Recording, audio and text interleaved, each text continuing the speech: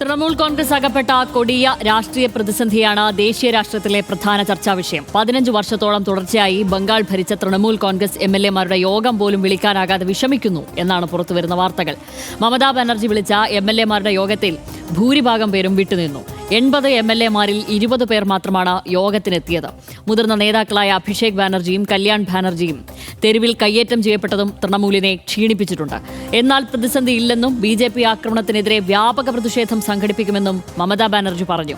നാളെ മമതാ ബാനർജിയുടെ നേതൃത്വത്തിൽ BJP അക്രമത്തിനെതിരെ കുത്തിയിരിപ്പ് സമരം നടത്താനും തൃണമൂൽ കോൺഗ്രസ് തീരുമാനിച്ചു. അതേസമയം 100ഓളം മുനിസിപ്പൽ കൗൺസിലർമാരുടെ രാജിയടക്കം താഴെത്തട്ടിലെ കൊഴിഞ്ഞുപോക്കും പാർട്ടിയെ വലിയ പ്രതിസന്ധിയിലാക്കുന്നുണ്ട്.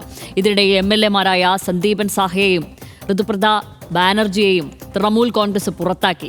മുതിർന്ന നേതാക്കൾ പലരും മമതയുടെയും അഭിഷേക് ബാനർജിയുടെയും നിലപാടുകളെ ചോദ്യം ചെയ്യുന്നതും പ്രവർത്തകരും നേതാക്കളുമടക്കം പലരും BJP-യിലേക്ക് അടുക്കുന്നതും തൃണമൂലിന്റെ നിലനിൽപ്പിനെ ചോദ്യം ചെയ്യുന്നുണ്ട്. ബംഗാളിൽ ഇല്ലാതാകുകയാണോ മമതാ ബാനർജിയുടെ തൃണമൂൽ കോൺഗ്രസ്? കാണാം ആദ്യം RDX റാപ്പ്. തെരഞ്ഞെടുപ്പിലെ കനത്ത തോൽവിക്ക് പിന്നാലെ അതിരൂക്ഷമായ അസ്തിത്വ പ്രതിസന്ധിയിലൂടെയാണ് ബംഗാളിൽ തൃണമൂൽ കോൺഗ്രസ് കടന്നുപോകുന്നത്. 15 വർഷം തുടർച്ചയായി ബംഗാൾ ഭരിച്ച തൃണമൂൽ കോൺഗ്രസിലെ പ്രമുഖ നേതാക്കളെ ആൾക്കൂട്ടം തെരുവിൽ കൈകാര്യം ചെയ്യുന്നതിലേക്ക് വരെ കാര്യങ്ങൾ നീണ്ടു. അധികാരം നഷ്ടപ്പെട്ടതോടെ പാർട്ടിയുടെ താഴെത്തട്ടിൽ വ്യാപകമായ കൊഴിഞ്ഞുപോക്കും നടക്കുന്നുണ്ട്. ഫാൽത്ത മണ്ഡലത്തിലെ റീപോളിംഗിന് 2 നാൾ മുൻപ് സ്ഥാനാർത്ഥി പിന്മാറിയത് തൃണമൂലിനെ പ്രതിസന്ധിയിലാക്കിയിരുന്നു. കൂടാതെ നേതാക്കളെ ആക്രമിച്ച സംഭവമടക്കം ചർച്ച ചെയ്യാൻ ഇന്നലെ MLA-മാരുടെ യോഗം വിളിച്ചപ്പോൾ 80 പേരിൽ 20 പേർ മാത്രമാണ് പങ്കെടുത്തത്. ഭൂരിഭാഗം MLA-മാരും എത്താതായതോടെ യോഗം മാറ്റിവെക്കേണ്ടിയും വന്നു. നേതാക്കൾക്ക് നേരെയുണ്ടായ അക്രമങ്ങളിൽ പ്രതിഷേധിച്ച് പ്രവർത്തകർക്ക് നിയമസഹായം ഉറപ്പാക്കുന്ന പ്രവർത്തനങ്ങളിലായതുകൊണ്ടാണ് ഭൂരിഭാഗം MLA-മാരും യോഗത്തിനെത്താതിരുന്നത് എന്നാണ് തൃണമൂലിന്റെ വിശദീകരണം. ഇതിനിടെ സംഘടനാ വിരുദ്ധ പ്രവർത്തനങ്ങളുടെ പേരിൽ 2 MLA-മാരെ തൃണമൂൽ കോൺഗ്രസ് പുറത്താക്കി. MLA-മാരായ സന്ദീപൻ സാഹയെയും ഋതുപ്രത ബാനർജിയെയുമാണ് പാർട്ടിയിൽ നിന്ന് പുറത്താക്കിയത്. RDX rap news Malayalam.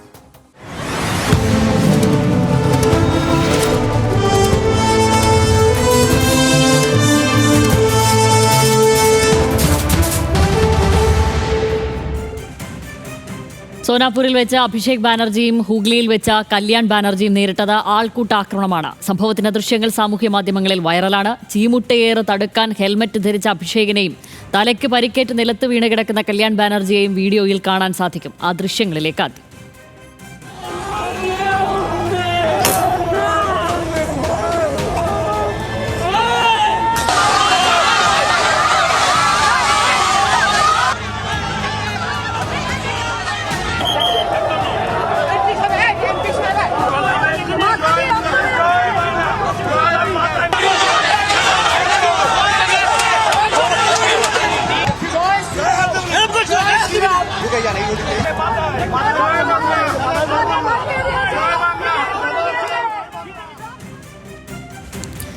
ഇത് സംബന്ധിച്ച ചില ഡേറ്റകൾ കൂടി പരിശോധിച്ചു കഴിഞ്ഞാൽ നേരിടുന്നത് വലിയ പ്രതിസന്ധി എന്നതിൽ തർക്കമില്ല. TMC അംഗങ്ങൾ രാജിവെച്ചതോടെ ഡയമണ്ട് ഹാർബർ മുനിസിപ്പാലിറ്റി പിരിച്ചുവിട്ടു. ആകെയുള്ള 13 അംഗങ്ങളിൽ 9 പേർ രാജിവെച്ചത് മുനിസിപ്പാലിറ്റിയിൽ ഭരണസ്തംഭനം ഉണ്ടാക്കി. കൗൺസിലർമാരിൽ 8 പേർ മെയ് 25-നും ഒരാൾ ഇന്നുമാണ് രാജി സമർപ്പിച്ചത്. Diamond harbour sub divisional officer municipal board അഡ്മിനിസ്ട്രേറ്ററായി ചുമതലയേറ്റു. ബഹാറാംപൂർ, കൊൽക്കത്ത, നോർത്ത് ബറാക്പൂർ, ഹാലിഷഹർ, കോണ്ടായ് മുനിസിപ്പാലിറ്റികളിലും രാജിയുണ്ടായിട്ടുണ്ട്. 100-ലധികം കൗൺസിലർമാരാണ് ഇതിനകം പല മുനിസിപ്പാലിറ്റികളിൽ നിന്നും രാജിവെച്ചത്.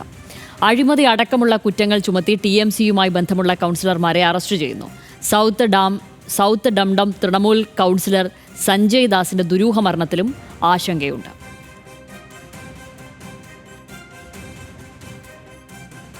ഡയറക്റ്റ് ചോദ്യമാണ്. ഇതിപ്പോൾ തൃണമൂലിന്റെ ചുവട്ടിലെ മണ്ണൊലിച്ചു പോവുകയാണോ? അത് മമതയും കൂടെ തിരിച്ചറിയുന്ന ഘട്ടമാണോ നിലവിലുള്ളത്? പശ്ചിമ ബംഗാളിൻ്റെ ഒരു ചരിത്രം എടുത്ത് നോക്കിക്കഴിഞ്ഞാൽ എല്ലായ്പ്പോഴും വയലൻസ് അവിടെ മുഖ്യ ഘടകമാണ്. നമ്മൾ ഈ തെരഞ്ഞെടുപ്പ് കാലത്ത് ആദ്യം മുതൽ ചർച്ച ചെയ്യപ്പെടുമ്പോൾ BJP ചിത്രത്തിലേക്ക് വരുന്നു, ഒരുപക്ഷെ BJP അധികാരം പിടിച്ചേക്കും എന്നുള്ള ചർച്ചകളിലേക്കൊക്കെ വരുമ്പോൾ അപ്പോഴും നമ്മൾ പ്രതീക്ഷിച്ചത് തീർച്ചയായും ഇതിൻ്റെ അകമ്പടിയായി വയലൻസ് ഉണ്ടാകും എന്നുള്ളതാണ്. തീർച്ചയായും ബംഗാളിൽ നിന്ന് ആ വയലൻസിൻ്റെ ദൃശ്യങ്ങളാണ് തുടർച്ചയായി വന്നുകൊണ്ടിരിക്കുന്നത്. പക്ഷേ ചില വിലയിരുത്തലുകളും മാധ്യമ റിപ്പോർട്ടുകളും ഒക്കെ പറയുന്നത് കഴിഞ്ഞ നിയമസഭാ തെരഞ്ഞെടുപ്പിൽ സംഭവിച്ച അത്രയും വയലൻസ് ഇപ്പോൾ അവിടെ സംഭവിക്കുന്നില്ല എന്നുള്ളതാണ്. അതായത് കഴിഞ്ഞ നിയമസഭാ തെരഞ്ഞെടുപ്പിൽ ഇതിനേക്കാളേറെ വലിയ ഗുരുതരമായ സംഭവങ്ങൾ അവിടെ ഉണ്ടായിട്ടുണ്ട്, കൊലപാതകങ്ങൾ ഉണ്ടായിട്ടുണ്ട്. ഇതിപ്പോൾ 3 കൊലപാതകങ്ങളാണ് ഇതുവരെ റിപ്പോർട്ട് ചെയ്തിരിക്കുന്നത്. അതിനേക്കാളൊക്കെ വലുതാണ്. അതായത് ഒരു തെരഞ്ഞെടുപ്പ് കഴിഞ്ഞിട്ടുള്ള ഒരു സാഹചര്യം നമുക്കൊന്നും ചിന്തിക്കാനാവുന്നതിനപ്പുറത്താണ് പശ്ചിമ ബംഗാളിൽ എന്നുള്ളതാണ്. അത് ചരിത്രം ഓരോ കാലത്തും ഓരോ ഈ രാജഭരണകാലത്തൊക്കെ ഈ ഓരോ ഡൈനാസ്റ്റി മാറി അടുത്തതിലേക്ക് വരുമ്പോൾ വലിയ സംഘർഷങ്ങൾ ഉണ്ടാകുന്നു എന്നൊക്കെ പറയുന്നത് പോലെയാണ് ഓരോ കാലഘട്ടത്തിനും അതിനനുസരിച്ച് ഓരോ കാലഘട്ടത്തിലും അതിൻ്റേതായ സംഘർഷങ്ങളാണ് പശ്ചിമ ബംഗാളിൻ്റെ രാഷ്ട്രീയത്തെ മുന്നോട്ട് നയിച്ചിട്ടുള്ളത്. അതിപ്പോൾ 60കളിൽ തുടങ്ങി അതിനുശേഷം 70കളുടെ തുടക്കത്തിൽ ഈ നക്സലൈറ്റ് പ്രസ്ഥാനത്തിൻ്റെയൊക്കെ വരവിൻ്റെ സമയത്തൊക്കെ തന്നെ തെരുവിൽ സംഘർഷമുണ്ട് എന്നുള്ളതാണ് സത്യം. ആ സമയത്തൊക്കെ മറ്റൊരു തരത്തിലാണ് കാര്യങ്ങൾ. ഈ പറഞ്ഞതുപോലെ നക്സലൈറ്റുകളുടെ ആക്രമണവും പ്രശ്നങ്ങളും ഒക്കെ ഈ വർഗ്ഗശത്രുക്കളെ ഉന്മൂലനം ചെയ്യുക എന്ന മട്ടിലും പോലീസുകാരെയും ലാൻഡ് ലോഡ്സിനെയും ഒക്കെ കൊല്ലുക എന്നുള്ളതൊക്കെയാണ് കൂടുതൽ നിലനിന്നെങ്കിൽ ആ സമയത്ത് ചർച്ച ചെയ്യപ്പെട്ടിട്ടുള്ളതും ആ സമയത്ത് പശ്ചിമ ബംഗാളിൽ ചർച്ച ചെയ്യപ്പെടുന്നത് എന്താണെന്നറിയോ? ഇത് പശ്ചിമ ബംഗാളിൻ്റെ ചരിത്രം. നമ്മളിപ്പോൾ പറയുന്നില്ലേ ഇത് പശ്ചിമ ബംഗാളിൻ്റെ ഒരു ചരിത്രമുണ്ട്. അപ്പോഴും ചർച്ച ചെയ്യുന്നത് എന്താണ്? ഇത് വിഭജന കാലത്തോളം പഴക്കമുള്ള അല്ലെങ്കിൽ അതിനു മുമ്പ് പഴക്കമുള്ള ഒരു ചരിത്രം അങ്ങനെ കിടപ്പുണ്ട് എന്നുള്ളതാണ്. അവിടെ വയലൻസ് ഇതിൻ്റെ ഭാഗമാണ്, രാഷ്ട്രീയത്തിൻ്റെ ഭാഗമാണ്. അതിനുശേഷം പിന്നീട് CPIM അധികാരത്തിലേക്ക് വന്നു. അതിന് മുമ്പ് തന്നെ സിദ്ധാർത്ഥ ശങ്കറയുടെ ഒരു കാലത്തെക്കുറിച്ച് തന്നെ ഇവർ ഈ പറയുന്ന എല്ലാ കാലത്തും CPIM ആരോപിക്കുന്നത് അത്രമേൽ CPIM ആക്രമിക്കപ്പെട്ട ഒരു കാലമില്ലായിരുന്നു സിദ്ധാർത്ഥ ശങ്കറയുടെ ഭരണകാലത്തെ പോലെ എന്നാണ് പറയുന്നത്. അതിനുശേഷം CPIM വരുമ്പോൾ അങ്ങനെ തന്നെയാണ് കോൺഗ്രസിനെ അടിച്ചമർത്തിക്കൊണ്ടാണ് CPIM വരുന്നത്. അവിടെ പ്രാദേശിക തലത്തിലുള്ള വയലൻസ് ആ ഘട്ടത്തിലുമുണ്ട്, അതിനകത്ത് സംശയമൊന്നുമില്ല. അത് മറ്റൊരു തരത്തിലാണ് ആ സമയത്ത് നിലനിന്നിരുന്നതേ ഉള്ളൂ. അതായത് ഒരു എന്താണ്, അവർക്കൊരു സംഘടനാ സംവിധാനം ഉണ്ടല്ലോ, ഒരു സംഘടനാ ചട്ടക്കൂടുണ്ട് CPIM-ന്.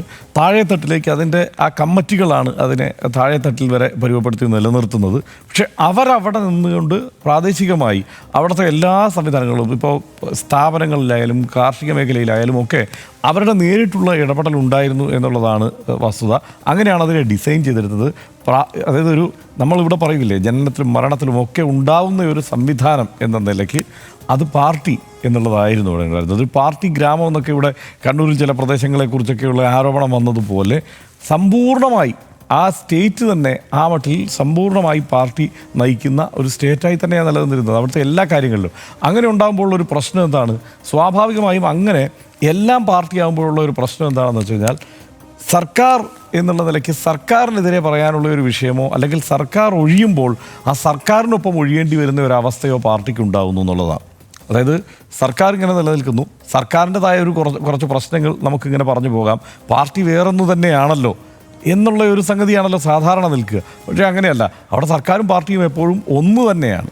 അതാണ് അവിടുത്തെ പ്രശ്നം. അപ്പോൾ എന്താണ്, സർക്കാരിനൊരു പരാജയം ഉണ്ടായാൽ അല്ലെങ്കിൽ ആ ഭരണം നഷ്ടപ്പെട്ടാൽ പാർട്ടിയെയും നഷ്ടപ്പെടുക എന്നുള്ളതാണ്. ഭരണം നഷ്ടപ്പെട്ടാൽ പാർട്ടി. ഇപ്പോൾ കേരളത്തിലെ കഴിഞ്ഞ തെരഞ്ഞെടുപ്പിന് ശേഷം ഈ തെരഞ്ഞെടുപ്പ് വിലയിരുത്തൽ നടത്തുമ്പോൾ ഏതാണ്ട് പശ്ചിമ ബംഗാളിനോളം എത്തിയില്ലെങ്കിൽ കൂടി ഏതാണ്ട് അതിന് സമാനമായി ഇതിന് തൊട്ട് മുമ്പുള്ള കാലത്ത് പാർട്ടിയും സർക്കാരും ഒന്നായി നിന്നതുകൊണ്ടുള്ള പ്രശ്നമാണ്, അല്ലെങ്കിൽ ഇതിനെ തിരിച്ചറിയാൻ കഴിയാതെ വന്നതുകൊണ്ടുള്ള പ്രശ്നമാണ് യഥാർത്ഥത്തിൽ കേരളത്തിലെ CPIM നേരിടുന്നത് എന്നുള്ള വിമർശനം വന്നല്ലോ. ഇത് കേരളത്തിലൊക്കെ എന്ന് പറഞ്ഞാൽ അതിന് ചെറുത്, അവിടെ അതിൻ്റെ ഏറ്റവും എക്സ്ട്രീമാണ് എന്നുള്ളതാണ് പ്രശ്നം. പശ്ചിമ ബംഗാളിൽ അത് ആലോചിച്ചാൽ അത് ഏത് രാഷ്ട്രീയ പാർട്ടി ആയാലും അങ്ങനെ കൂടിയാണ്. അതിനുശേഷം തൃണമൂൽ വരുമ്പോൾ അതിൻ്റെ ഒരു ഘടന ഈ പറയുന്ന ആദ്യഘട്ടത്തിൽ ലെഫ്റ്റിൻ്റെ സമയത്ത് ഇൻസ്റ്റിറ്റ്യൂഷണലൈസ് ചെയ്യപ്പെട്ട ഒരുതരം വയലൻസ് അവിടെ നിലനിന്നിരുന്നു എന്നുള്ളതാണെങ്കിൽ അതിനുശേഷം ഈ തൃണമൂൽ കോൺഗ്രസ് വരുമ്പോഴത്തേക്ക് അത് വളരെ സ്ട്രക്ചറലായി എക്കണോമിക്കലായി വേറൊരു തരത്തിൽ മാറി. കാരണം താഴെത്തട്ടിലേക്ക് സ്പോർട്സ് ക്ലബ്ബുകൾ, ഈ മറ്റേ CPIM-ന് ഒരു സംഘടനാ സംവിധാനം ഉണ്ടായിരുന്നെങ്കിൽ താഴെത്തട്ടിലേക്ക് സ്പോർട്സ് ക്ലബ്ബുകളാണ് തൃണമൂൽ കോൺഗ്രസ് കൊണ്ടുവന്നത്. ആ സ്പോർട്സ് ക്ലബ്ബുകളിലൂടെയാണ് ഒരു ഗുണ്ടാസംഘത്തെ ഇങ്ങനെ വളർത്തിക്കൊണ്ടുവരിക. എപ്പോഴും പൊളിറ്റിക്സിൻ്റെ ഭാഗമായി ഈ ക്രിമിനൽ സംഘവും ഉണ്ട് എന്നുള്ള ഒരു പ്രശ്നം, അല്ലെങ്കിൽ വയലൻസും ഉണ്ട് എന്നുള്ളൊരു പ്രശ്നം നിലനിൽക്കുന്നു. അപ്പോൾ ഒരു അധികാരം നഷ്ടപ്പെട്ടാൽ പ്രതികാരം എന്നതുകൂടിയാണ്. ഒരു സർക്കാരിൻ്റെ അധികാരം നഷ്ടപ്പെടുന്നതോടുകൂടി അധികാരത്തിലേറുന്ന സർക്കാർ മറ്റവർക്ക് നേരെ കടുത്ത പ്രതികാര നടപടികൾ അങ്ങ് ആരംഭിക്കുകയാണ്. ഭരണം ആരംഭിക്കുന്നതിന് മുമ്പ് ദീർഘകാലം നീണ്ടു നിൽക്കുന്ന പ്രതികാര നടപടികളിലേക്ക് പോകുന്നു. അത് പാർട്ടി ഓഫീസ്, ഇപ്പോൾ കേരളത്തിൽ ചിന്തിക്കാൻ പറ്റുമോ ഇത്രയധികം പാർട്ടി ഓഫീസുകൾ പിടിച്ചെടുക്കുക എന്നൊക്കെയുള്ള ഒരു പരിപാടി? അത് ഏത് കാലത്ത്, ഒരു കാലത്തും അങ്ങനെ ചിന്തിക്കാൻ പറ്റില്ല. സംസ്ഥാനത്ത് ഒട്ടാകെയുള്ള പാർട്ടി ഓഫീസുകൾ ഇപ്പോൾ തൃണമൂൽ വരുമ്പോഴത്തേക്ക് CPIM-ൻ്റെ ഓഫീസുകളെല്ലാം അങ്ങ് പിടിച്ചെടുക്കുകയാണ്, ഇല്ലാത്തത് കത്തിച്ച് കളയുകയാണ്, നേതാക്കന്മാരെ തല്ലിക്കൊല്ലുകയാണ്. അതായത് ഇപ്പോഴത്തെ പോലെയല്ല. ആ തൃണമൂലിൻ്റെ വരവ് എന്ന് പറയുമ്പോൾ അന്ന് ഇതിനേക്കാളേറെ ആളുകൾ കൊല്ലപ്പെട്ടു. CPIM പ്രവർത്തകർ കൊല്ലപ്പെട്ടു. രൂക്ഷമായ ആക്രമണം ഉണ്ടായി. അത് എല്ലാ ഭാഗത്തു നിന്നും ഒരുമിച്ചാണ് ഉണ്ടാകുന്നത്. അപ്പോൾ അവർ ഒരുമിച്ച് നിന്നുകൊണ്ട് അതുവരെ സർക്കാർ ഉണ്ടായിരുന്ന CPIMൻ്റെ അല്ലെങ്കിൽ ഇടതുമുന്നണിയുടെ പ്രവർത്തകരെ ആക്രമിക്കുമ്പോൾ അതിൽ നക്സലൈറ്റുകളുണ്ട്. ആ ടീമിൽ BJP ഉണ്ട്, കോൺഗ്രസ് ഉണ്ട്, തൃണമൂൽ കോൺഗ്രസ് ഉണ്ട്. ഇതെല്ലാം ചേരുന്ന ഒരു സംവിധാനമാണ് ആ ഘട്ടത്തിൽ ആക്രമണം നടത്തിയത്. അതുകൊണ്ടാണ് വലിയ പരുക്ക് CPIMന് അവിടെ ഏറ്റത്. പക്ഷേ ആ ഘട്ടത്തിൽ സമാനത എന്തുകൊണ്ടാണ് തോന്നുന്നതെന്നറിയാം ഇപ്പോഴത്തെ അവസ്ഥയുമായിട്ട്. അന്ന് ഏതാണ്ട് 41% വോട്ട്, അതായത് ഈ പരാജയത്തിലും വലിയ ശതമാനം വോട്ട് CPIMന് ഉണ്ടായിരുന്നു പശ്ചിമ ബംഗാളിൽ. അത് 41% വോട്ട് കേരളത്തിൽ കിട്ടിയാലേ ആ പാർട്ടിയുടെ വലുപ്പം എന്താണ്? അത്രയും വലിയൊരു പാർട്ടിയാണ്. ആ വലുപ്പവുമുണ്ട്. 10-62 MLA ഇടതുമുന്നണിക്ക് അവിടെ കിട്ടിയിട്ടുണ്ട്. ആ ഘട്ടത്തിലാണ് എന്നിട്ടാണ് ഈ ആക്രമണം നേരിടേണ്ടി വന്നത്. തകർന്ന് തരിപ്പണമാകുകയാണല്ലോ. പിന്നെ പാർട്ടി ഓഫീസിലേക്ക് കയറി ഇരിക്കാൻ പറ്റാത്ത ഒരവസ്ഥയിലേക്ക് കാര്യങ്ങളെ കൊണ്ടുചെന്ന് എത്തിക്കുകയാണല്ലോ. അപ്പോൾ ആ തകർച്ചയ്ക്ക് ശേഷം പിന്നെ അങ്ങോട്ട് ഘട്ടം ഘട്ടമായി സമ്പൂർണ്ണമായ ഒരു തകർച്ചയിലേക്ക് പോവുകയാണ്. MLA ഈ പാർട്ടിയിൽ നിന്നുള്ള ആളുകൾ കൊഴിഞ്ഞു പോകണം. പാർട്ടി പ്രവർത്തകർ, നേതാക്കന്മാരെക്കാൾ കൂടുതൽ ആ ഘട്ടത്തിൽ പ്രവർത്തകരൊക്കെ, ഗ്രാമങ്ങളിലെ പ്രവർത്തകരൊക്കെ വളരെ പെട്ടെന്ന് തന്നെ തൃണമൂലിനൊപ്പം ചേരുക. കാരണം വയലൻസ് അവിടെ ഉണ്ടാവും. അപ്പോൾ ആ വയലൻസിൽ ഇപ്പോൾ തൃണമൂലുകാർ വടിയെടുത്തുകൊണ്ട് വരുമ്പോൾ ഞാനും കൂടെ വടിയെടുത്ത് ആ കൂടെ കൂടുക എന്നുള്ള അതാണ് ഈ പാർട്ടി മാറ്റം. അല്ലാതെ അവിടെ വേറെ ഏതെങ്കിലും തരത്തിലുള്ള ആശയപരമായ ഒരു മാറ്റമൊന്നുമല്ല. വയലൻസിൽ നമ്മൾ ഈ തല്ലുന്നവനൊപ്പം നിൽക്കുക എന്നുള്ള ഒരു സമീപനത്തിലേക്ക് എല്ലാവരും പോകും. എല്ലാ തെരഞ്ഞെടുപ്പിലും അതിങ്ങനെ തുടർച്ചയായി എല്ലാ കാലത്തും അത് സംഭവിച്ചുകൊണ്ടിരിക്കുകയാണ്. ആ നിലയ്ക്ക് നോക്കിയാൽ താരതമ്യേന വയലൻസ് കുറവാണ് ഇത്തവണ. ഇപ്പോൾ ഈ അഭിഷേക് ബാനർജിയുടെ ദൃശ്യങ്ങളും ഒക്കെ നമ്മളിങ്ങനെ കാണുന്നുണ്ട്. കല്യാൺ ബാനർജി അടികൊണ്ട് കിടക്കുന്ന ദൃശ്യങ്ങളൊക്കെ നമ്മൾ കാണുന്നുണ്ട്. ഇപ്പോൾ കുറേ കൂടി ആ ദൃശ്യങ്ങൾ നമുക്ക് ലഭ്യമാണ്. സോഷ്യൽ മീഡിയ ഉണ്ട്, മൊബൈൽ ഫോണുകളുണ്ട്. ഇതൊക്കെ കൊണ്ട് കുറേ കൂടി വേഗത്തിൽ നമ്മൾ ഈ കാര്യങ്ങളൊക്കെ കാണുന്നുണ്ട് എന്നുള്ളതുകൊണ്ട് ആണ് നമുക്കവിടെ വലിയ വയലൻസ് നടക്കുന്ന പോലെ തോന്നുന്നത്. ഇതിൻ്റെ 10 ഇരട്ടി വയലൻസാണ് മുമ്പ് ഓരോ ഭരണമാറ്റ കാലത്തും അവിടെ പശ്ചിമ ബംഗാളിൽ ഉണ്ടായിട്ടുള്ളത്.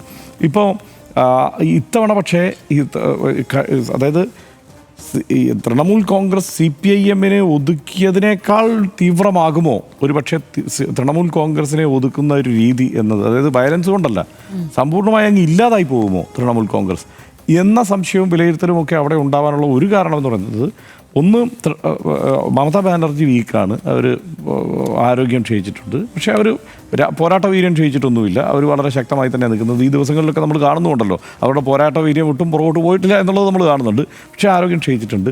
ഈ രണ്ടാം തരം നേതൃത്വം എന്ന് പറയുന്നത് ഒരൊറ്റയടിക്ക് ഇതുപോലെ സമ്പൂർണ്ണമായി ബംഗാളിനെ തിളപ്പിക്കാൻ പറ്റുന്ന നേതൃത്വം എന്ന നിലയ്ക്ക് അവർ വളർന്നു വന്നിട്ടില്ല.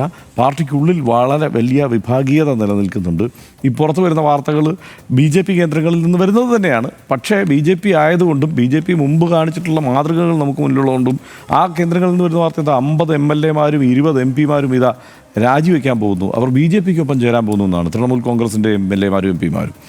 അപ്പോൾ അതും അതേസമയം നമ്മൾ ഇതിനോട് ചേർത്ത് വയ്ക്കേണ്ട ഒരു കാര്യം, ഞാൻ പറഞ്ഞില്ലേ, താഴെ തട്ടിൽ വളരെ സ്ട്രക്ചറലായിട്ടുള്ള ഒരു വയലൻസ് നടപ്പാക്കാൻ വേണ്ട ഒരു സംവിധാനത്തെ കൊണ്ടുവരിക എന്നുള്ളത് നേരത്തെ തൃണമൂൽ കോൺഗ്രസും ചെയ്തിരുന്നു. അതാണ് ഈ പറയുന്ന സ്പോർട്സ് ക്ലബ്ബുകൾ എന്ന് പറയുന്നത്. അവിടെ സ്പോർട്സും കുന്തമൊന്നുമല്ല പല ക്ലബ്ബുകളിലും നടന്നുകൊണ്ടിരുന്നത്.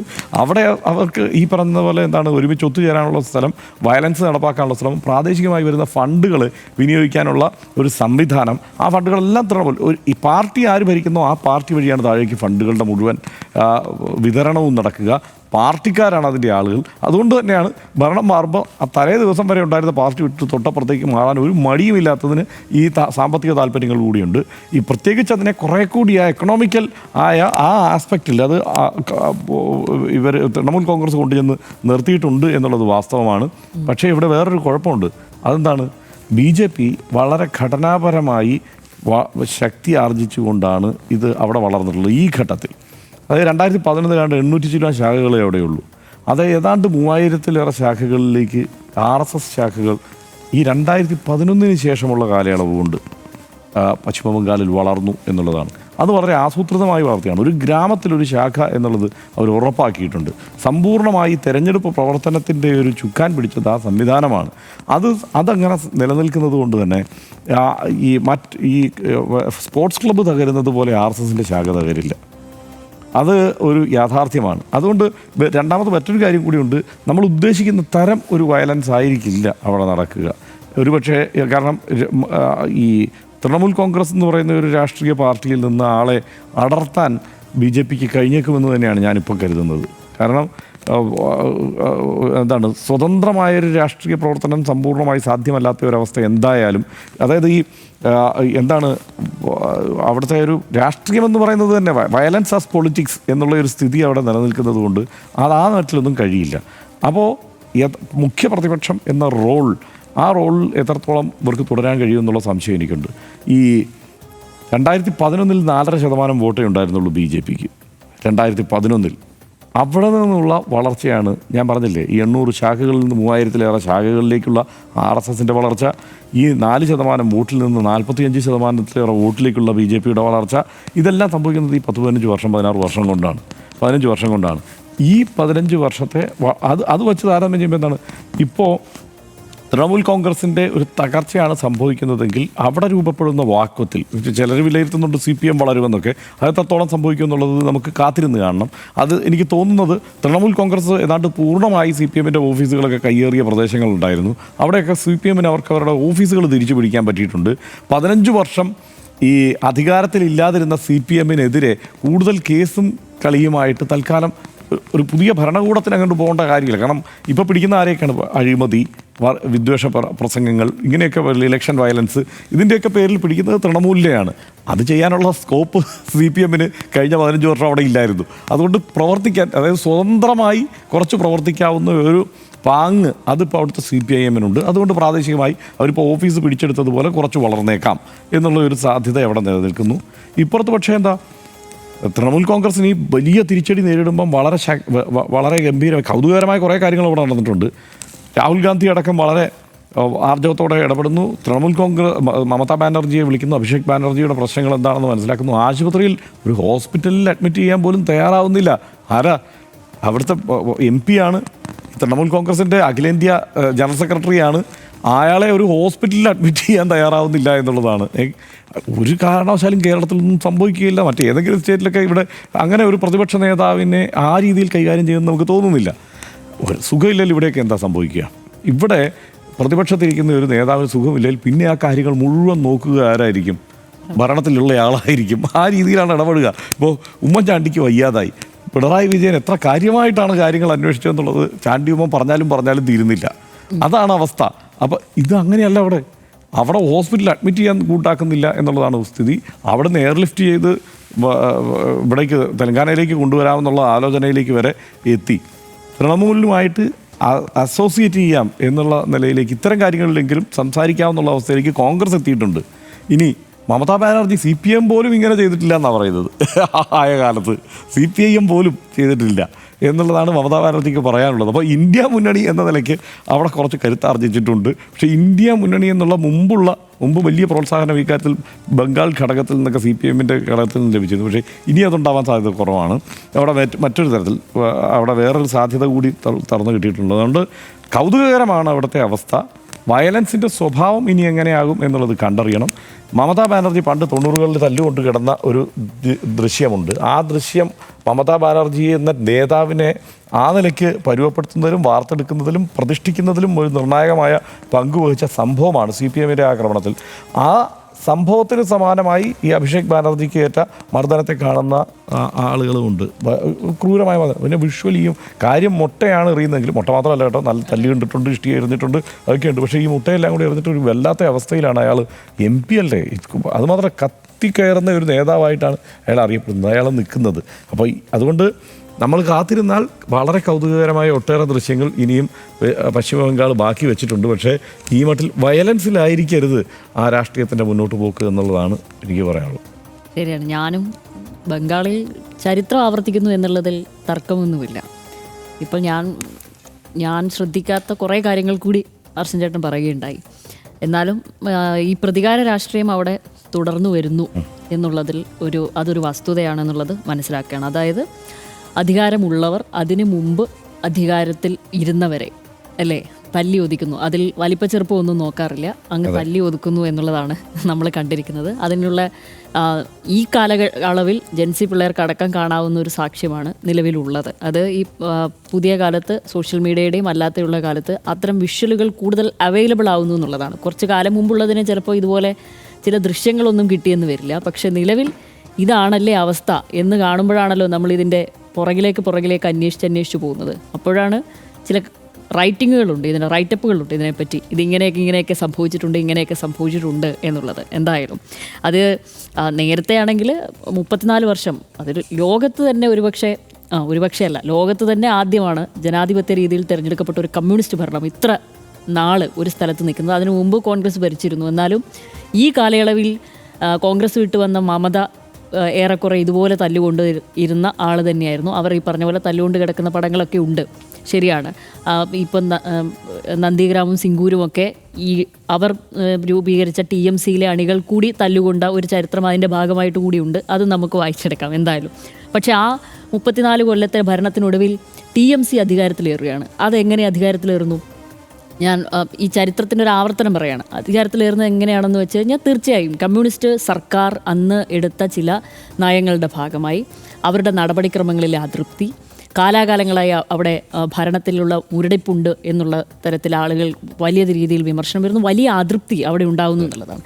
അതിൻ്റെ ഭാഗമായി നിലവിൽ അവിടെ TMC അധികാരത്തിൽ വരുന്നു. ഈ TMC അധികാരത്തിൽ വരുമ്പോൾ ഈ TMCയിലേക്കുള്ള വോട്ട് വരുന്നത് ഈ കമ്മ്യൂണിസ്റ്റ് പാർട്ടിയുടെ വോട്ടുകളാണ്, ന്യൂനപക്ഷ വോട്ടുകളും അല്ലാതുള്ള വോട്ടുകളും. തീർച്ചയായും ആ വോട്ടുകൾ ബാങ്ക് തന്നെയാണ് മമതയ്ക്കുള്ള വോട്ട് ബാങ്കായി മാറിയിരിക്കുന്നത് ആ പാർട്ടിയുടെ. അതുമാത്രവുമല്ല, അതിനു മുമ്പ് ഈ CPM ഭരണത്തിൽ വരുമ്പോൾ അതിനു മുമ്പുള്ള കോൺഗ്രസ്സുകാരുണ്ട് തല്ലുകൊണ്ട കുറേ പേര്, അവരുടെ കൂടെ വോട്ട് ബാങ്കാണല്ലോ നിലവിൽ മമതയ്ക്ക് വരുന്നു എന്നുള്ളത്.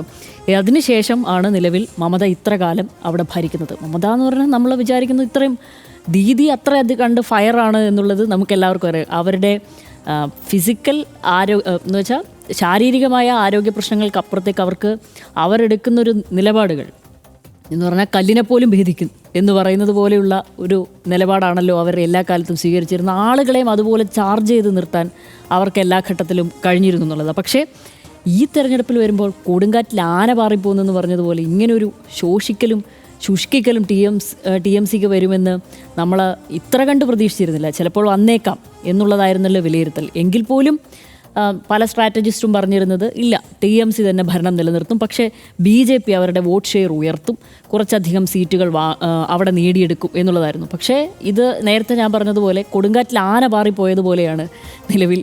അതിൽ തന്നെ ആ കൊടുങ്കാറ്റിൽ മമത പോലും തോൽക്കുന്നു എന്നുള്ളത്, അത് സുവേന്ദു അധികാരി അവരെ തോൽപ്പിക്കുന്നു എന്നുള്ളതായിരുന്നു. അപ്പോൾ ആ ഘട്ടത്തിലും മമത ഇപ്പോൾ ആലോചിക്കുന്നുണ്ടാവും. തീർച്ചയായും ഈ തോൽവിക്കുള്ളിൽ അവരൊരു മീറ്റിങ്ങുകൾ വിളിച്ചിട്ട് 80 MLA-മാരിൽ 60 പേരും വന്നിട്ടില്ല, 20 പേരെ വന്നിട്ടുള്ളൂ. അപ്പോൾ അവർക്കുള്ള അണികളെ നിലനിർത്താൻ ഇപ്പോൾ നിലവിലാകുന്നില്ല എന്നുള്ളതാണ്. കൂടെയുള്ള MLA-മാരെ പോലും നിലനിർത്താനാവുന്നില്ല എന്നുള്ളത്. പക്ഷേ അവർ പരിശോധിക്കേണ്ടത്, സ്വയം പരിശോധന നടത്തേണ്ടത് ഇവിടെയാണ്. കാരണം ബംഗാളിൽ എല്ലാ തവണയും ഇതുപോലെയുള്ള ദീർഘകാലത്തിന് ശേഷമുള്ള മാറ്റം സംഭവിച്ചിരിക്കുന്നത് ജനങ്ങൾക്ക് നേതൃത്വത്തിലുള്ള അതൃപ്തിയിലാണ്. അത് ഈ പറഞ്ഞതുപോലെ സർക്കാരും പാർട്ടിയും ഒക്കെ ഒരുപോലെ ഒന്നായി പ്രവർത്തിക്കുമ്പോൾ തീർച്ചയായും അങ്ങനെയുള്ളൊരു ശോഷണം വളരെ വലിയ രീതിയിൽ വിസിബിൾ ആവുമെന്നുള്ളതാണ്. അപ്പോൾ മമത ഇപ്പോൾ ആർജിക്കർ വിഷയത്തിലാണെങ്കിലും കുറച്ച് അഴിമതി കേസുകളിലാണെങ്കിലും ഇനി ഇപ്പോൾ ഈ ഘട്ടത്തിൽ നിലനിൽക്കുന്ന ഒപ്പ് വിവാദത്തിലാണെങ്കിൽ പോലും ഇത്തരത്തിലുള്ള ചില ചൂണ്ടിക്കാണിക്കുന്ന ചില തെറ്റുകൾ സ്വയം തിരുത്തുന്നതിനപ്പുറത്തേക്ക് ചൂണ്ടിക്കാണിച്ച ആളുകളെ ക്രൂശിക്കുകയോ ശിക്ഷിക്കുകയോ ചെയ്യുന്ന തരത്തിലേക്ക് TMC നേതൃത്വം പല ഘട്ടത്തിലും പോയിട്ടുണ്ട്. അപ്പോൾ ഇത്തരമുള്ള അതൃപ്തികളാണ് ഈ ഭരണമാറ്റത്തിലും അവിടെ സംഭവിച്ചിരിക്കുന്നത്. പിന്നെ മാത്രമല്ല, പ്രാദേശികമായി തന്നെ ആളുകളെല്ലാം ആക്രമിക്കപ്പെടുകയാണ്. അപ്പോൾ തീർച്ചയായും അവർ കൂടി വിചാരിക്കുന്നത് നേതൃത്വത്തിനോടുള്ള വിയോജിപ്പ് കൊണ്ടാണ് നമ്മൾ കൂടി ഈ ഘട്ടത്തിൽ ആക്രമിക്കപ്പെടുന്നത്. അതുകൊണ്ട് തന്നെ ഇനി അവരോട് ചേർന്ന് നിന്നിട്ട് കാര്യമില്ല, നമ്മൾ മാറി നിൽക്കുകയും ഈ പറയുന്ന പോലെ മർദ്ദക സംഘത്തിൻ്റെ കൂടെ എന്ന് വെച്ചാൽ അധികാരമുള്ളവരുടെ കൂടെ നമ്മൾ നിൽക്കേണ്ടത് ഒരു ആവശ്യകതയായി അവരവരുടെ നിലനിൽപ്പിന് തന്നെ വേണ്ടി വന്നിരിക്കുന്നത്. എനിക്ക് തോന്നുന്നു ഈ MLA-മാർക്ക്, അത് TMC ടിക്കറ്റിൽ തന്നെ വിജയിച്ച ആളുകൾക്കാണെങ്കിലും ബംഗാളിൻ്റെ ഈ ചരിത്രം അവർക്കടക്കം എല്ലാവർക്കും അറിയാവുന്ന കാര്യമാണല്ലോ. എല്ലാ ഘട്ടത്തിലും അധികാരമുള്ളവർക്ക് മാത്രമേ ബംഗാളിൽ ഒരു നിലനിൽപ്പുണ്ടായിരുന്നുള്ളൂ. എന്ന് വെച്ചാൽ ആ വർഗത്തോട് ചേർന്ന് നിൽക്കുന്നവർക്ക്, അവരുടെ നൈമിഷികമായതോ അല്ലാതെയോ എന്ന് വെച്ച് കഴിഞ്ഞാൽ ഒരു ടൈം പീരീഡിൽ ആ സമയത്ത് അവർക്ക് ഏതെങ്കിലും തരത്തിൽ എക്സിസ്റ്റൻസ് ഉണ്ടാവണമെങ്കിൽ തീർച്ചയായും അധികാരവർഗത്തിനോടൊപ്പം നിന്നിട്ടില്ലെങ്കിൽ നടക്കില്ല എന്നുള്ളത് മാത്രമായിരുന്നു. ഇനിയിപ്പോൾ നമ്മൾ ആലോചിക്കേണ്ടത് ഇനി ഇവിടെ എന്ത് സംഭവിക്കും. BJP ഇത്രയധികം വന്ന് അധികാരത്തിലേറി, അവർ ഈ പറയുന്ന പോലെ ചരിത്രം തുടർന്നു പോരുന്നു. നമ്മൾക്ക് അധികാരത്തിലായി, അതുകൊണ്ട് മുന്നേ അധികാരത്തിലിരുന്നവരെ അടിച്ചൊതുക്കാം, അവരുടെ പാർട്ടി ഓഫീസുകൾ പിടിച്ചെടുക്കാം, തീയിടാം, കത്തിക്കാം എന്നൊക്കെ പറയുന്ന ഒരു രീതിയിലേക്ക് അവർ മാറുമ്പോഴും ഇനി എന്ത് അവിടെ എന്നുള്ളതായിരുന്നു. അതിൽ ഹർഷൻ ചേട്ടൻ നിർണായകമായി ചേട്ടൻ നടത്തുന്ന നിരീക്ഷണം എന്ന് പറഞ്ഞു കഴിഞ്ഞാൽ ആ BJPക്ക് ഉറപ്പായാലും TMCയിലെ ആളുകളെ അടർത്തിയെടുക്കാൻ കഴിയുമെന്നുള്ളതാണ്. അതേപോലെ തന്നെ എനിക്ക് തോന്നുന്നു അത് BJP ആയതുകൊണ്ട് തന്നെ ചിലപ്പോൾ ബംഗാളിൻ്റെ ഒരു സാമൂഹിക അവസ്ഥയൊക്കെ വെച്ച് അവിടെയുള്ള ന്യൂനപക്ഷങ്ങൾ, അതായത് നേരത്തെ CPIM-നൊപ്പം നിന്നവർ അതിനുശേഷം TMCക്കൊപ്പഴും നിന്നു. അപ്പോഴും അവർക്ക് വലിയ അസ്തിത്വ പ്രശ്നം ആ വിഭാഗത്തിന് ഉണ്ടാവില്ലായിരിക്കും. ഇപ്പോഴും ആകെ CPM-ന് 5% വോട്ട്, 4 ചില്ലറേ ഉള്ളൂ, ചില്ലുവാനേ ഉള്ളൂ, എന്നാലും 5% വോട്ടുണ്ട്. അപ്പോൾ ആ വിഭാഗം ലെഫ്റ്റിന് മൊത്തം നോക്കുമ്പോൾ 6% മുകളിലുണ്ട്. അതെ, കോൺഗ്രസിന് അത്രയില്ല, അതിലും കുറവാണുള്ളത്. അപ്പോഴും ആ വിഭാഗം അടക്കമുള്ളവർക്ക് ചിലപ്പോൾ കുറച്ചുകൂടി താതാത്മ്യം പ്രാപിക്കാൻ സാധിക്കുന്നത് CPM-ലേക്കായിരിക്കാം ഒരു പക്ഷേ. അല്ലെങ്കിൽ അതായത് BJP വിരുദ്ധ നിലപാടുള്ളവർ, അത്തരമൊരു മൈൻഡ് സെറ്റ് ഉള്ളവർ തീർച്ചയായും ചിലപ്പോൾ CPI-യുമായി കൂടിച്ചേർന്ന് പോകാൻ സാധിച്ചേക്കും. പക്ഷേ ഇത്രയധികം വോട്ട് ഷെയർ എന്നുള്ളത് BJPക്ക് വന്നിരിക്കുന്നത് എന്നുള്ളത് TMCയുടെ അല്ലാതെയുള്ള ഒരു ജനവിഭാഗമുണ്ടല്ലോ, അതുതന്നെയാണ് അത്ര കണ്ടധികം ഈ പറയുന്നത് പോലെ വലിയ അതൃപ്തിൻ്റെ ഭാഗമായോ ഇനി ഇതിങ്ങനെ തുടർന്ന് പോകേണ്ടതില്ല എന്ന് വിചാരിച്ചിട്ടോ. അല്ലെങ്കിൽ മമത പോലെയുള്ള ഒരാൾ ശരിക്കും അവർ തിട്ടൂരം തന്നെയാണ് നടത്താറ് പല കാര്യങ്ങളിലും. അങ്ങനെയുള്ള ഒരാളെ ഭേദിച്ചുകൊണ്ട് അവർ മറിച്ച് ആലോചിച്ചിട്ടുണ്ടെങ്കിൽ അതൊരു വലിയ സൂചനയാണ്. അത് മമത അത് കാര്യമായും ആലോചിക്കേണ്ടത് തന്നെയാണ് എന്നാണ് എനിക്ക് തോന്നുന്നത്. അതിൽ ഞാൻ ഈ പറയുന്നത് പോലെ ചിലപ്പോൾ നിലവിൽ BJPക്ക് TMCയിൽ നിന്ന് ഇത്ര വോട്ടുകൾ അടർത്തിയെടുക്കാൻ പറ്റിയിട്ടുണ്ടെങ്കിൽ ഇനിയും ബാക്കിയുള്ള ചില വോട്ടുകളുണ്ട്. കൗൺസിലർമാരൊക്കെ ധാരാളം പേര് രാജിവെക്കുന്നുണ്ട്. ഈ പ്രാദേശികമായിട്ടുള്ള ഈ പ്രാദേശിക ഭരണകൂടങ്ങളിലുള്ള ആളുകൾ ഓൾറെഡി വല്ലാതെ കൊഴിഞ്ഞു തുടങ്ങി. അതെ, പിന്നെ ഇപ്പോഴാണെങ്കിൽ CPM-ന് കുറച്ച് സ്വതന്ത്രമായി അവിടെ പ്രവർത്തിക്കാനുള്ള ഒരു അവസരമുണ്ട്. അവർക്കൊരു മുതിർന്ന നിരയുണ്ട്, പിന്നെ അതല്ലാതെ ഒരു യുവനിരയും കൂടെ അവിടെ ഉണ്ട് എന്ന് നമ്മൾ വാർത്തകളിലൊക്കെ കാണുന്നതുമാണ്. അപ്പോൾ തീർച്ചയായും അതിൽ ഒരുപക്ഷെ ആകൃഷ്ടരാകുകയോ അല്ലെങ്കിൽ ഇനി അതിനോട് ചേർന്ന് നിന്നു കഴിഞ്ഞാൽ ചിലപ്പോൾ മറ്റൊരു ബദൽ എന്ന നിലയ്ക്ക് മുന്നോട്ട് പോകാൻ അവർക്കാകുമോ? അല്ല, അതിൻ്റെ കാരണം എന്താ വെച്ച് കഴിഞ്ഞാൽ ഈ തൃണമൂൽ കോൺഗ്രസിൻ്റെ ഈ ഒരു താഴേക്കുള്ള ഒരു ഘടന അത് ഒരു ഞാൻ പറഞ്ഞില്ലേ, ഇതിനകത്ത് സാമ്പത്തികമായ ചില താല്പര്യങ്ങളും സംഗതികളും എല്ലാം ഉണ്ടായിരുന്നു. അതുകൊണ്ടൊക്കെയാണ് നിലനിന്നിരുന്നത്. ഒരു സംഘടന എന്നുള്ള നിലയ്ക്കല്ല, ഒരു കേഡർ സ്വഭാവത്തിൽ നിലനിന്നിരുന്ന ഒരു സാധനമല്ല. അതുകൊണ്ട് എനിക്ക് തോന്നുന്നത് ഒന്ന് ഈ പറഞ്ഞ പോലെ RSS കണ്ടല്ലോ, അവിടെ കെട്ടിപ്പടുത്തു ഈ സംവിധാനത്തെ. എല്ലാ ഗ്രാമങ്ങളിലും RSS ശാഖകളുണ്ടാക്കി. ആ രീതിയിൽ അവിടെ അതിന് സമാന്തരമായി ഇപ്പുറത്ത് ഒരു സംഘടനാ സംവിധാനം ഉണ്ടാക്കാൻ ശേഷിയുള്ള, ആ സ്ട്രക്ചർ ഉണ്ടാക്കാൻ ശേഷിയുള്ള ഒരു സംവിധാനം CPM തന്നെയാണ്, അല്ലെങ്കിൽ ഇടത് പാർട്ടികൾ തന്നെയാണ്. അതുകൊണ്ടാണ് എനിക്കത് തോന്നിയത്. ഈ പറഞ്ഞ ആ ഒരു ഘടന നിലനിൽക്കുന്നുമുണ്ട്. അതൊന്നും എല്ലാം സമ്പൂർണ്ണമായി ഇല്ലാതായിട്ടില്ല. അവരുടെ പാർട്ടി ഓഫീസുകൾ പോയിട്ടുണ്ട്, അത്തരം സംവിധാനങ്ങളൊക്കെ പോയിട്ടുണ്ട്. പക്ഷേ ഒരു സ്ട്രക്ചർ അവിടെ കിടക്കുന്നത് കൊണ്ട് അവർക്ക് ഒരുപക്ഷെ അവർ കൺസിസ്റ്റൻ്റായിട്ട് അവരുടെ ഒരു പ്രവർത്തനം അവിടെ നിലനിൽക്കുന്നുമുണ്ട്. ഈ തെരഞ്ഞെടുപ്പ് കാലത്ത് നമ്മളത് കണ്ടതാണ്. ഊർജ്ജസ്വലമായി അവർ പ്രവർത്തിക്കാൻ കുറേ ആളുകൾ അവിടെ നിൽക്കുന്നുണ്ട്. അവർക്ക് വെക്കാനൊരു രാഷ്ട്രീയമുണ്ട്, ഒരു പൊളിറ്റിക്സ് ഉണ്ട്. അതൊക്കെ കൊണ്ട് മുമ്പത്തേതിനേക്കാൾ കുറെ കൂടി അവിടെ ഒരു മെച്ചപ്പെട്ട അവസ്ഥയിലേക്ക് CPM എത്താനും സാധ്യതയുണ്ട്. അതെ, അപ്പോൾ ഞാൻ ഒന്ന് ചുരുക്കി പറഞ്ഞു കഴിഞ്ഞാൽ നിലവിൽ മമത പരിശോധിക്കേണ്ട ഒരു സമയം തന്നെയാണ്, ഹിതപരിശോധന നടത്തേണ്ടത് തന്നെയാണ്. എന്തായാലും അവർക്ക് അവരുടെ അണികൾക്കും അവരുടെ തിരഞ്ഞെടുക്കപ്പെട്ട നേതാക്കൾക്കടക്കം അധികാര നഷ്ടത്തിൽ ഇതുപോലെയുള്ള പ്രതികാര നടപടിക്ക് വിധേയരാകേണ്ടി വരും എന്നുള്ളൊരു ഭയം ഉള്ളിൽ കുടുങ്ങിയിട്ടുണ്ട്. അതിൽ വലിയ വിയോജിപ്പ് നേതൃത്വത്തോടുമുണ്ട്. കാരണം അവർ കൂടി കാരണമാകുന്നുണ്ട് തങ്ങളുടെ ഈ അവസ്ഥയ്ക്ക് എന്നുള്ളൊരു ബോധ്യം അവർക്കുള്ളിൽ ഉണ്ട് എന്ന് തോന്നുന്നു. അത് ചിലപ്പോൾ ഒരു പിളർപ്പിലേക്കടക്കം എത്തിച്ചേക്കാം. ഏറ്റവും വലിയ സങ്കടകരമായ കാര്യം, ഈ 10-30 കൊല്ലത്തിലേറെ ഭരിച്ച CPM-ന് അവിടുത്തെ പൊളിറ്റിക്സിലെ ഈ വയലൻസ് ഇല്ലാതാക്കാൻ കഴിഞ്ഞിട്ടില്ല. ഇനി അതെല്ലാം മാറ്റും. പ്രതികാരം ഇല്ല, നമുക്ക് മാറ്റം മാത്രം മതി, പ്രതികാര സംസ്കാരം തന്നെ ഇല്ലാതാക്കണമെന്ന് പറഞ്ഞ അധികാരത്തിൽ വന്നയാളാണ് മമതാ ബാനർജി. 15 വർഷം അവർ ഭരിച്ചു, അവർക്കും അത് ഇല്ലാതാക്കാൻ കഴിഞ്ഞില്ല. നമുക്ക് കാത്തിരിക്കാം BJPക്ക് അതിന് പറ്റുമെന്ന്. തീർച്ചയായും 1998 കോൺഗ്രസ് വിട്ട് മമതാ ബാനർജി തൃണമൂൽ കോൺഗ്രസ് സ്ഥാപിക്കുന്നത്. 2006-2008 കാലത്തെ സിംഗൂർ നന്ദിഗ്രാം പ്രതിഷേധങ്ങളിലൂടെ ശക്തി നേടി ജനങ്ങളുടെ വിശ്വാസം നേടിയെടുത്താണ് തൃണമൂൽ ബംഗാളിൽ വളർന്നത്. തുടർന്ന് 2011 34 വർഷത്തെ ഇടതുപക്ഷ ഭരണം അവസാനിപ്പിച്ച് തൃണമൂൽ ബംഗാളിന്റെ അധികാര സ്ഥാനത്ത് എത്തുകയും ചെയ്തു. പിന്നീട് 2016-2021 തിരഞ്ഞെടുപ്പുകളിൽ ഭൂരിപക്ഷം നിലനിർത്തി 15 വർഷം ബംഗാളിലെ രാഷ്ട്രീയത്തിൽ ആധിപത്യം സ്ഥാപിക്കുകയും എന്നാൽ പാർട്ടി രൂപീകരിച്ച് 28 വർഷങ്ങൾക്കിപ്പുറം തൃണമൂൽ ചരിത്രത്തിലെ ഏറ്റവും വലിയ പ്രതിസന്ധിയിലൂടെ കടന്നുപോവുകയാണ് അവർ. ബംഗാളിൽ ഭരണം നഷ്ടപ്പെട്ട ശേഷം ഉടലെടുത്ത രാഷ്ട്രീയ വിഷയങ്ങളും അക്രമ സംഭവങ്ങളും തൃണമൂലിന്റെ ഭാവി ചോദ്യം ചെയ്യുന്നതാണ് എന്ന് പറയാതെ വയ്യ. എംപിമാരായ അഭിഷേക് ബാനർജിയും കല്യാൺ ബാനർജിയെയും തെരുവിൽ കയ്യേറ്റം ചെയ്യപ്പെട്ടത് ഒരു തുടക്കം മാത്രമാവാനാണ് സാധ്യത. കൂടാതെ മുനിസിപ്പാലിറ്റികളിലെ കൗൺസിലർമാരുടെ കൂട്ടരാജിയും നേതൃത്വത്തിനെതിരെ ഉയർന്ന വിമർശനങ്ങളുമെല്ലാം തൃണമൂൽ കോൺഗ്രസിനകത്തെ അസ്വാരസ്യങ്ങൾ വെളിവാക്കുന്നുണ്ട്.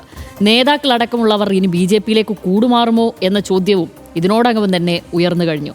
ചരിത്രപരമായ അസ്തിത്വ പ്രതിസന്ധി നേരിടുന്ന തൃണമൂൽ കോൺഗ്രസ് ബംഗാളിൽ നിന്ന് മെല്ലെ ഇല്ലാതാവുകയാണോ എന്ന് കാത്തിരുന്ന് കാണാം.